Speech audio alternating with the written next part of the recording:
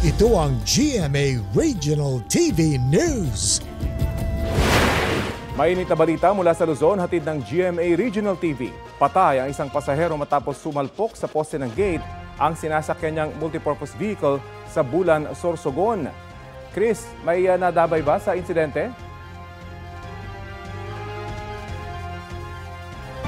Rafi, 3 pang sakay ng NTV ang sugatan sa insidente. Ayon sa nakasaksi, malakas na kalabog sa kalsada sa barangay Sumagungsong ang narinig nila bago makita ang sasakyan na wasak ng harapan.